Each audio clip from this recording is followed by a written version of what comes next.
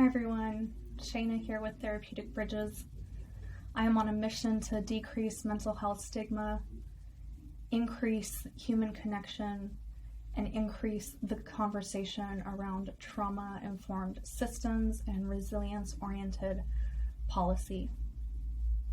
Today I wanted to spend some time talking about trauma. Big surprise, one of my favorite subjects, which I realize sounds a little weird to say, but it's true.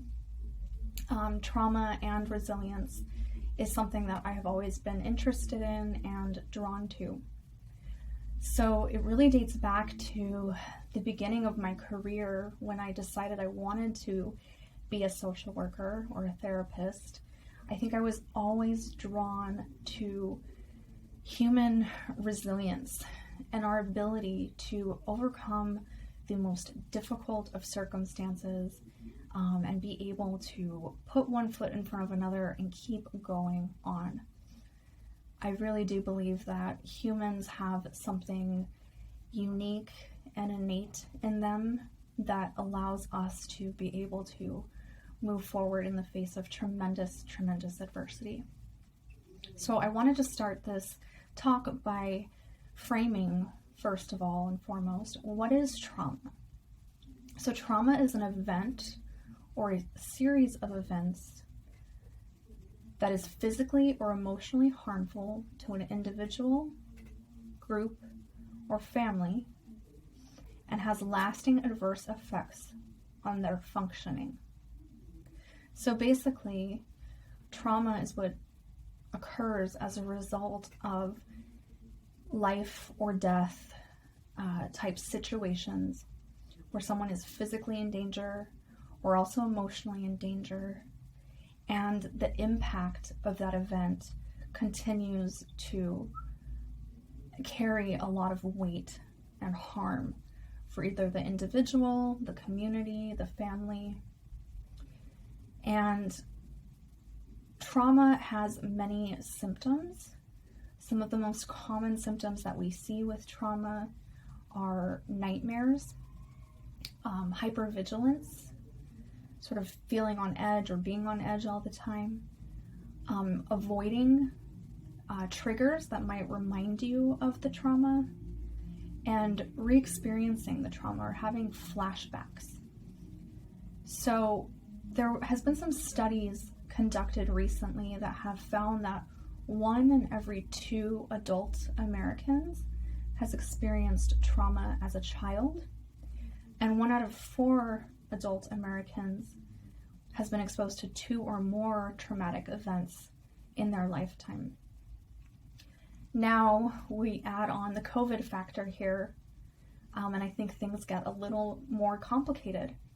So if we're thinking about an event that has physical, damages or physical harm or potential physical harm to an entire community, and the lasting effect or impact that can have, COVID is a really strong example of something like that. And so I think we need to be talking about trauma more. I think that it's something that is going to be affecting our communities for a long time as a result of COVID. And my mission and my goal is to really get that conversation going and continue to push it forward. I wanted to continue the conversation around trauma-informed care, and resilience-oriented policy and practice to highlight the ACE study. The ACE study was the Adverse Childhood Experiences Study, which was conducted in Southern California between 1995 and 1997 with about 17,000 individuals through Kaiser Permanente. This study was interested in looking at adverse childhood experiences or traumatic experiences that people had experienced as a child, and if there was any correlation between later on developing any type of chronic health condition, substance use disorder, mental health concern, etc. So what they found in this study is absolutely astonishing. First of all, they were able to pinpoint 10 main categories of adverse childhood experiences, which includes physical, emotional, and sexual abuse, physical and emotional neglect, mental health in the family, substance abuse in the family, incarceration of a loved one, domestic violence, and divorce. So of these 10 categories, they found that the people who had experienced the higher number of these categories, so say they had maybe 4 of those experiences out of the 10 as they were a child growing up, the higher their chances were of developing later struggles with mental health, diabetes, cancer, hypertension, alcohol and drug abuse, etc. They found that people who had adverse childhood experiences higher than 4, so 4 or more of those 10, were more likely to develop alcoholism, drug abuse, and attempt suicide. So this is really heavy, serious stuff, and if we look at it through the lens of social justice, we quickly start to see why there is such a disproportionate rate of chronic health concerns with people of color, simply because they tend to experience higher levels of childhood adversity and trauma. And so this really speaks to the need for this conversation to continue. I don't think enough people know about the ACE study. I don't think enough people know their ACE score. And I just want to mention that it's not all doom or gloom. The conversation continues. So once we are able to recognize our ACE score, recognize the trauma which maybe we've experienced or the communities that we work or live in have experienced, then we can really start to focus on buffering that trauma with resilience-oriented practice. So how do we create more resilience in these communities? And there's several ways to do that, through policy change, through individual connection, by strengthening our healthcare system, our education system, but it really exposes the inequities from a very systems perspective. The last thing that I wanted to say on this point for today is just to really make a case for trauma-informed care and trauma-informed systems. So what is that?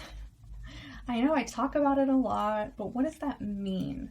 So I want to start breaking it down so that you all can understand a little bit more about what I mean when I say that, and hopefully get on the train with me and start to bring this conversation back to your areas, your communities, your employers, etc. So trauma-informed care has 4 main components.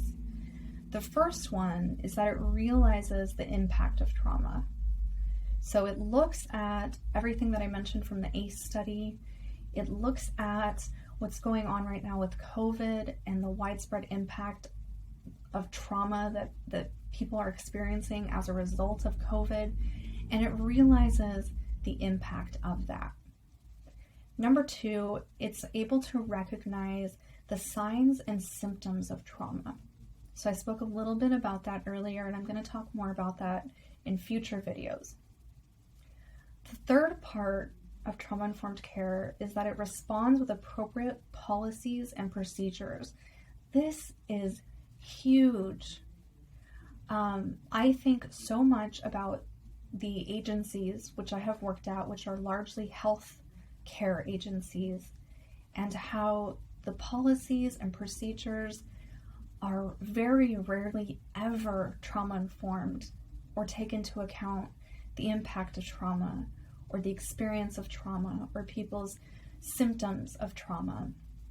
And so number 3 is really important because it looks at not only how we treat trauma with our customers or patients, but also with our staff. So it's very comprehensive.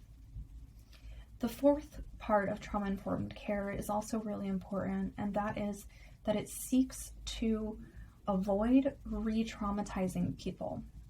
So very often, and healthcare is a really great example of this, the system itself can be traumatic. So interacting with the system itself can cause re-traumatization. If you are interested in learning more about what I'm talking about here, I'm going to be posting more videos about this, so stay tuned. I also have some links in my bio where you can read more about the ACE study and trauma-informed care and resilience-oriented practice. Thank you so much for taking the time to listen. This is something I am extremely passionate about, and I feel like it has the power to truly change our world.